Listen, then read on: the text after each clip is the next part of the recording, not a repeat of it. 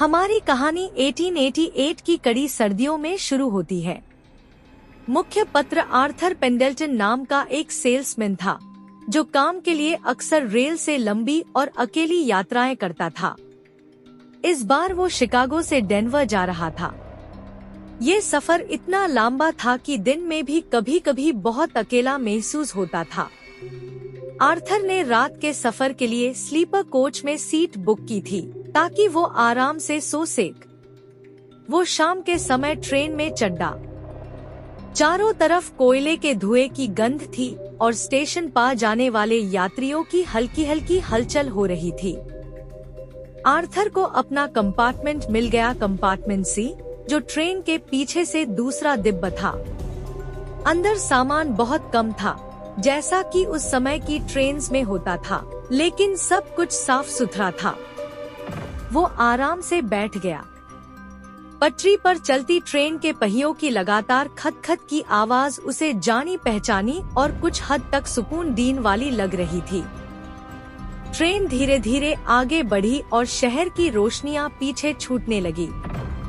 उनकी जगह बाहर गहरा अंधेरा फैल गया। आर्थर एक समझदार और व्यावहारिक आदमी था, इसलिए वो अंधविश्वास पर विश्वास नहीं करता था। भूत प्रेत, उसके लिए ये सब सिर्फ पुरानी कहानियां थी। कुछ घंटे बीत गए। आर्थर ने किताब पढ़ने की कोशिश की, लेकिन ट्रेन के हिलने से पढ़ना मुश्किल हो रहा था। आखिर उसने सोने का फैसला किया। उसने अपने कंपार्टमेंट का दरवाजा अंदर से बंद कर लिया, जैसे वो हमेशा करता था, और ऊपर वाली बर्थ पर चढ़कर लेट गया। ट्रेन में उस समय बहुत शांति थी। ऐसा लग रहा था जैसे सिर्फ कुछ ही यात्री सफर कर रहे हो। वो कभी सो जाता, कभी जाग जाता। अंधेरे में कभी कभी डिब्बे की हल्की चरमराहट या इंजन की दूर से आती गदगदाहट सुनाई देती थी। फिर शायद रात के करीब 2 बजे वो अचानक जाग गया। उसके कंपार्टमेंट में बहुत ठंड हो गई थी, इतनी ठंड कि बाहर की सर्दी से भी ज्यादा। ये सिर्फ ठंडी हवा नहीं थी, ये कुछ अजीब और अस्वाभाविक लग रही थी। वो कांपते हुए कंबल को अपने चारों तरफ कास कर लपेटने लगा। तभी उसे एक आवाज सुनाई दी, एक बहुत हल्की, लगभग सुनाई ना देने वाली खरोचने की आवाज। ये आवाज उसके कंपार्टमेंट के बाहर से आ रही थी, लेकिन ये ट्रेन या हवा की आवाज नहीं थी। ये जानबूझकर की जा रही आवाज थी, जैसे कोई लकड़ी पर नाखून रगड़ रहा हो। आर्थर ने सांस रोककर ध्यान से सुना। अचानक आवाज बंद हो गई। चारों तरफ फिर से सन्नाटा छा गया। उसने खुद को समझाया कि शायद कोई टहनी ट्रेन से टकरा रही होगी या कोई ढीली धातु की चीज हिल रही होगी, लेकिन ठंड कम नहीं हो रही थी और उसकी रिध की हड्डी में अजीब सी सिहरन दौड़ रही थी। यूज बार बार ऐसा महसूस हो रहा था कि कोई उसे देख रहा है। आखिर उसकी जिज्ञासा और डर दोनों बढ़ने लगे। वो धीरे से अपनी बर्थ से उतरकर दरवाजे तक गया। कुछ पल झिझकने के बाद उसने दरवाजे के छोटे से छेद से बाहर झांका। जो उसने देखा, उससे उसका खून जम गया। गलियारा बिल्कुल खाली था। वहाँ सिर्फ कुछ टिमटिमेट तेल के लैंप जल रहे थे, लेकिन सामने, ठीक सामने व्हेल कंपार्टमेंट डी का दरवाजा थोड़ा सा खुला हुआ था और उसके अंदर से एक अजीब, हल्की रोशनी आ रही थी। आर्थर ध्यान से देखने लगा। रोशनी एक पुराने लैंटर्न से आ रही थी, जो एक छोटी मेज पर रखा था। लेकिन सबसे डरावनी चीज वो रोशनी नहीं थी, बल्कि उस रोशनी के सामने खड़ी एक परछाई थी।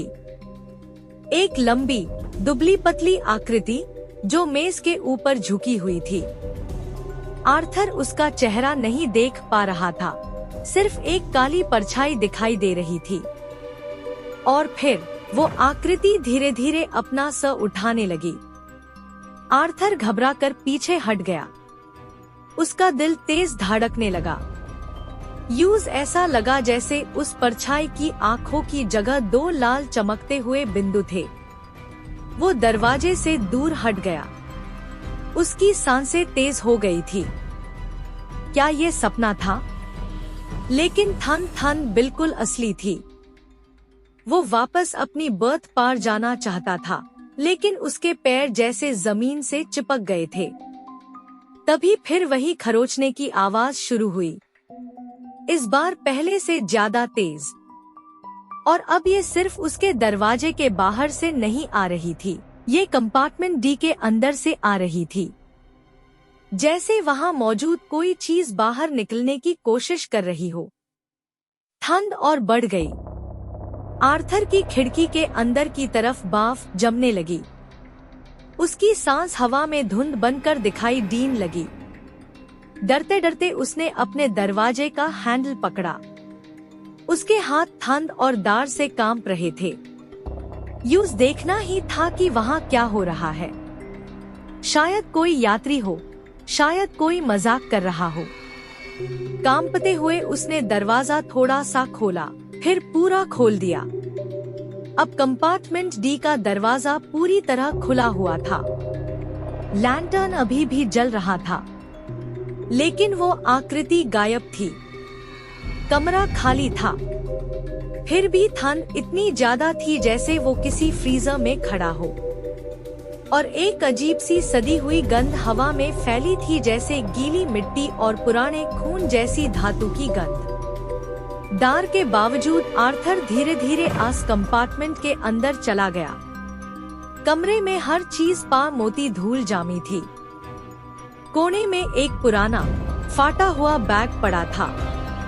मेज के पास फर्श पर एक चांदी का छोटा लॉकेट पड़ा था। आर्थर ने उसे उठाया। जैसे ही उसने लॉकेट खोला, अंदर एक पुरानी तस्वीर दिखाई दी, एक सख्त चेहरे वाली औरत की, जिनकी आंखें बहुत गहरी और तीखी थी। लेकिन जैसे ही उसने तस्वीर देखी, उसके अंदर अचानक गहरा दुख भर गया। इतना गहरा कि उसे लगा ये दुख उसका अपना नहीं है। तभी उसे एक हल्की फुसफुसाहट सुनाई दी, जैसे आवाज दीवारों से आ रही हो। खो गई, मैं बहुत खो गई। आर्थर घबराकर लॉकेट नीचे गिरा दिया। वो तुरंत गलियारे में भागा और कंपार्टमेंट डी का दरवाजा जोर से बंद कर दिया। उसने पीछे मुड़कर देखने की हिम्मत नहीं की। वो अपने कंपार्टमेंट में वापस गया और कांपते हुए दरवाजा बंद कर लिया। उस रात वो बिल्कुल नहीं सो पाया। ट्रेन की हर आवाज उससे डरा देती थी। यूं बार बार लगता था कि पर्दे के पीछे वही दुबली पतली परछाई हिल रही है। क्या वो सच में कोई भूत था या कुछ और उससे भी ज्यादा खतरनाक? आर्थर खुद को समझाने की कोशिश करता रहा कि शायद कोई बीमार यात्री रहा होगा या किसी को भ्रम हो रहा होगा। लेकिन वो ठंड, वो गंध और वो गहरा दुख, ये सब सामान्य नहीं था।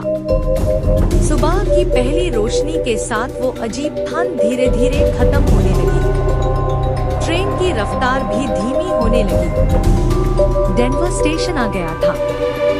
आर्थर को इतनी राहत महसूस हुई कि उसे चक्कर आने लगे। उसने जल्दी जल्दी अपना सामान उठाया और ट्रेन से उतर गया। वो बिना पीछे देखे स्टेशन से बाहर निकल गया। उससे एक भीड़ भाड़ वाला होटल मिला। होटल की गर्माहट और लोगों की आवाजें उसे सुकून दे रही थी। उसने कोशिश की कि रात की उस भयानक घटना को सिर्फ एक बुरा सपना समझकर भूल जाए।